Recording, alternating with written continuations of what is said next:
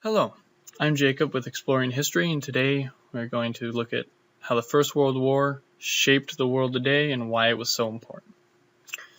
To start, we have some background on World War I. World War I was started because of the assassination of Archduke Franz Ferdinand of Austria by a Bosnian Serb named Gavrilo Princip. And the war would last from June 28, 1914 to November 11, 1918. And the reason so many countries got involved with this war is because when Austria declared war on Serbia, Russia declared war on Austria, Germany declared war on Russia, and then declared war on France, and then France declared war on Germany, and Great Britain declared war on Germany, and it resulted in a bunch of countries coming to war because of their alliances to defend each other. And then, over 4 years later, the war comes to an end with the Treaty of Versailles. And we're going to start with this treaty because it is very important, because this treaty would result in World War II starting. Now, the reason for this is because the Treaty of Versailles put such heavy reparations on the country of Germany that it went into a depression similar to America's, if not worse than America's Great Depression. And it caused a lot of resentment in the German people towards the Allies because of, how much it was devastating their country's economy and devastating their way of life. And Hitler would use this resentment to thrust himself into power. He would use it to channel Germany's resentment towards the Allies and towards the Jews.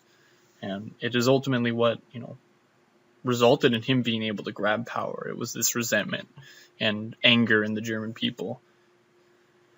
And not only did World War I cause World War II, it also changed a lot of other things. It changed the way wars were fought. It created trench warfare, and it saw the first use of machine guns, the first use of planes, the first use of tanks in war. Now, this is important because it changed the death toll in battles to absurd amounts, like horrific amounts of death. Millions of soldiers dying in single battles, and many of them being killed in brutal ways, such as chemical warfare, being shot with machine guns, and it made it so both sides were afraid to attack each other, and that's why all these stalemates happened, and why both sides were so scared to attack each other, because a single offensive could result in hundreds of thousands to millions of deaths because of how brutal these weapons were. And it really changed how wars would be fought in the future. Now, all this technological advancement in war is because every single country was trying to stay above, have edges on people, They didn't want to fall behind, and they were trying to make new ways to get an edge on their enemies. And despite all the negative repercussions of this advancement, it did have positive effects on some countries' economies, their production output, and it's very important that it did push some science forward greatly and, helped us understand how certain chemicals would affect us and other things like that. Now, once you get past scientific and, the history of what it would lead up to, it also had some major repercussions on the world and how the world governed itself. It would result in the formation of the League of Nations, which is very similar to the UN now today that we have, and it would result in a lot of overthrowing of monarchies and the destruction of the alliance system, because no one wanted to have the alliance system anymore, because that's what led to World War I. Now, on the topic of monarchies being overthrown, it saw the overthrow of Germany's monarchy, Austria's monarchy, and Russia's monarchy, which are some notable ones, especially the overthrow of Tsar Nicholas in Russia. Now, Tsar Nicholas is a very important topic because With the overthrow of Tsar Nicholas, it created the formation of the Soviet Union, which would be a major player in World War II and in the Cold War with America, in which both those nations had the destiny of Earth in its hands and could destroy it at any moment. And it's important to understand that the only reason Tsar Nicholas was necessarily overthrown is because of how much resentment towards him he got because of how many Russians were dying in World War I.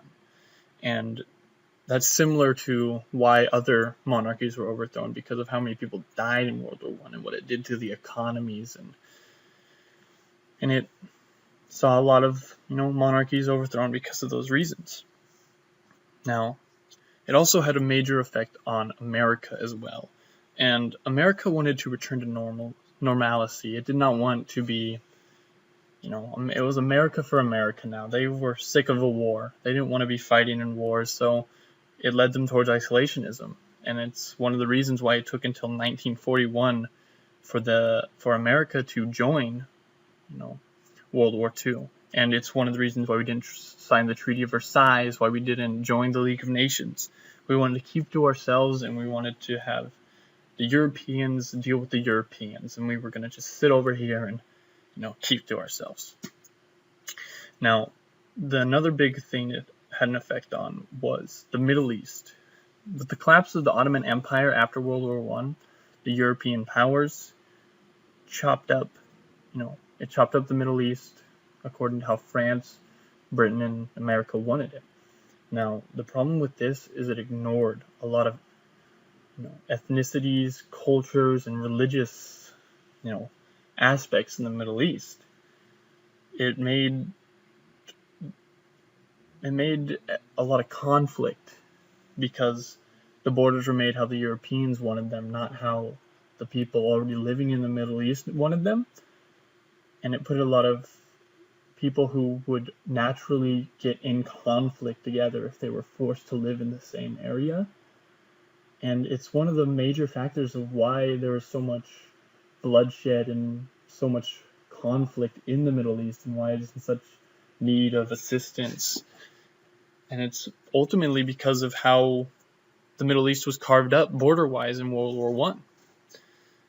Now, as well as the effect on technology, economies, the way wars are fought, how borders are made, and everything, it also had 15 to 18 million people die in it, and 20 million people wounded, and resulted in World War II starting as well, which had 70 to 80 million deaths, counting civilians and soldiers.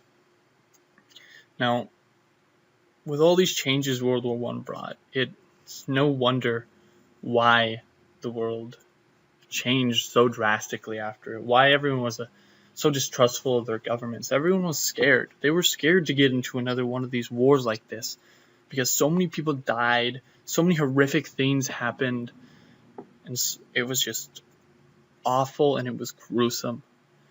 And it's very important to understand how this war shaped the wars to come, the conflicts we see now today, and it's easy to forget it because not as many people died, and people like to look at numbers when looking at wars.